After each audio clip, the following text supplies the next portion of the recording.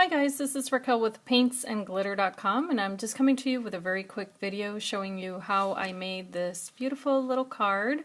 It is a mixed media card, and I was asked if I had used the print and cut from the Cricut to make it, and actually this is not a Cricut image, but I did use my Cricut Explorer Air for several cuts on this card, and I'm just going to walk you through the supplies that I used and how I made it. So to begin, the image that I used for this card, I went ahead and stamped on Canson mixed media paper, which you can use with pencils, watercolors, inks, whatever media that you like. I like incorporating mixed media into my cards, so that's what I did. I started off with VersaFine Onyx Black ink for the stamping of all of my images on this card. So because that ink is water resistant, then once it's dry you can use different types of mediums without it blurring, which is really great. So the first thing that I did was I stamped a little girl, and she is from the collection called You Brought Me Love by Santoro London, and this is what that looks like. So it comes with seven different stamps, the little heart, the 3 little hearts, a washi tape, ribbon, the little girl with the squirrel, and a ladybug, and then the phrase Simply Gorgeous. This does stamp together, but you can cut them separately if you like, and the little bunch of leaves is on the other side of this, you just can't see it there. But that's the image.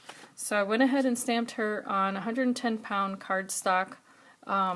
I'm sorry, not cardstock, the Canson cardstock, so I apologize, that's 98-pound cardstock. What I have as my base is the Recollections 110-pound cardstock, which I'm really happy with. So it's very sturdy. If you sell or make cards, I highly recommend 110-pound weight at least for your card base. So the next image, or actually, the image, once I stamped it, I'm sorry, I went ahead and colored her in with Sennelier watercolors. I like to start my images off with watercolor because that's a medium I'm really most comfortable with. And then on top of the watercoloring, which I did for her face, her hair, her dress, everything, I watercolored all of that. Then I finished it off with Prismacolor pencils.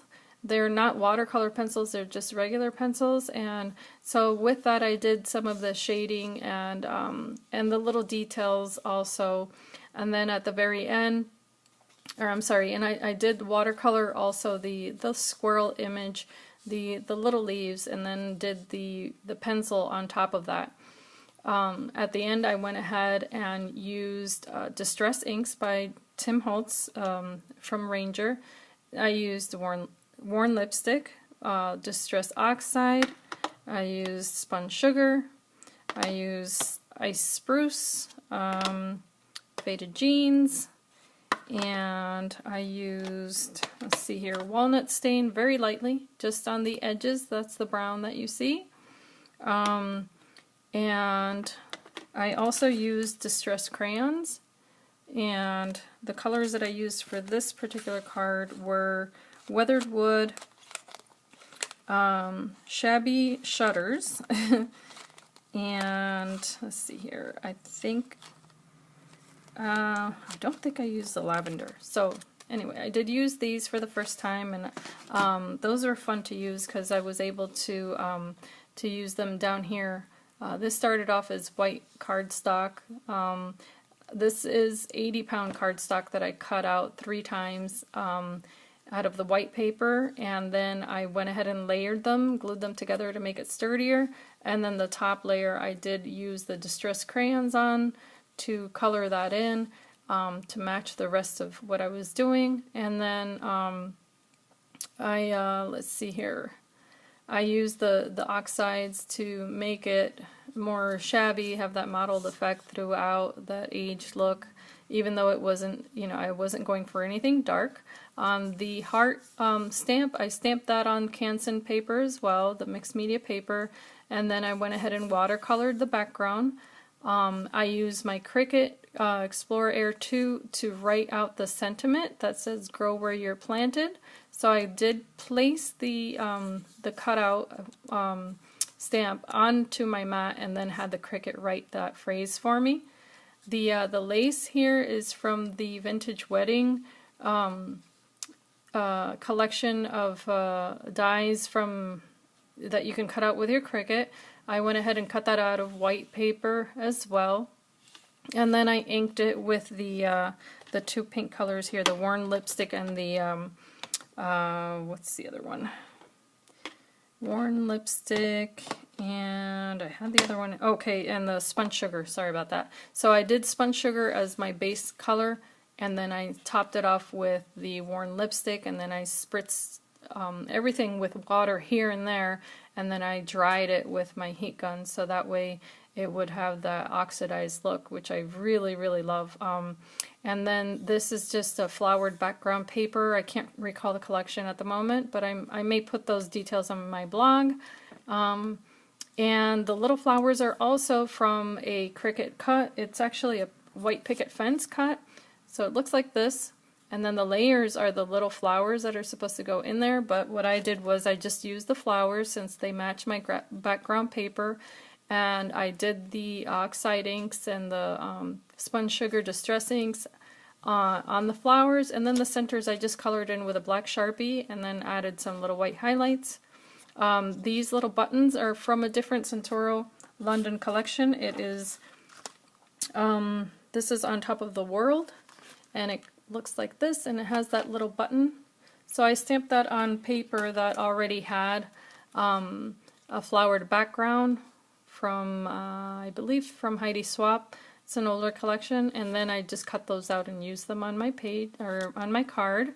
I added some black and white cord, of course, to go really well with the Santoro theme. There's a lot of black and white, and I just love that mix of black and white with soft colors also. And let's see here, what else did I do?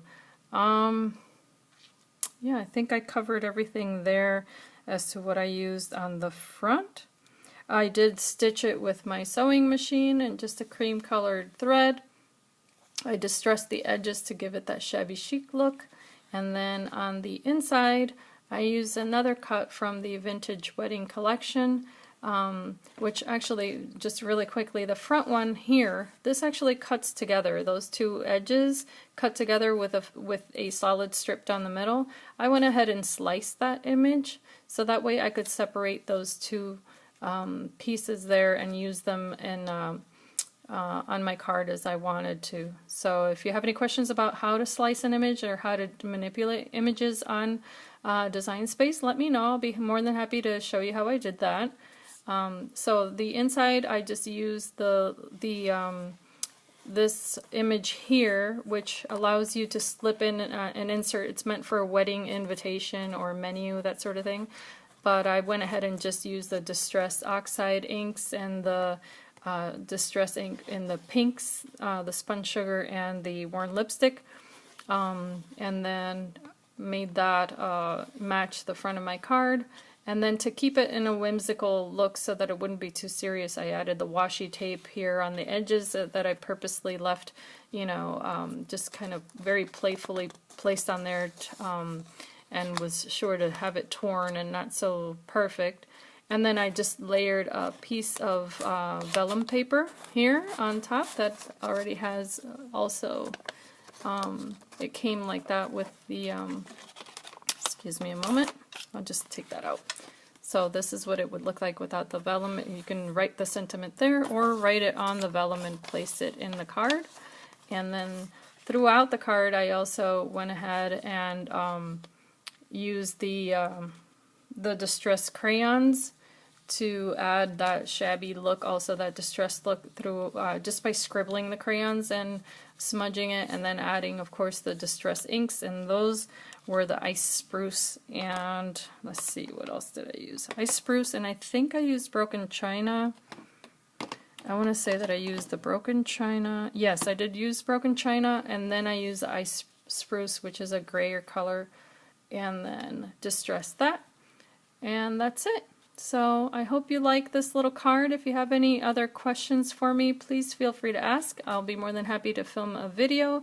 Thank you so much for watching also and for subscribing. I am still doing the giveaway for the 100 subbies to my YouTube channel. I didn't get any feedback as to what people are looking for, so I'm just going to put a little something together and hopefully it does bless someone.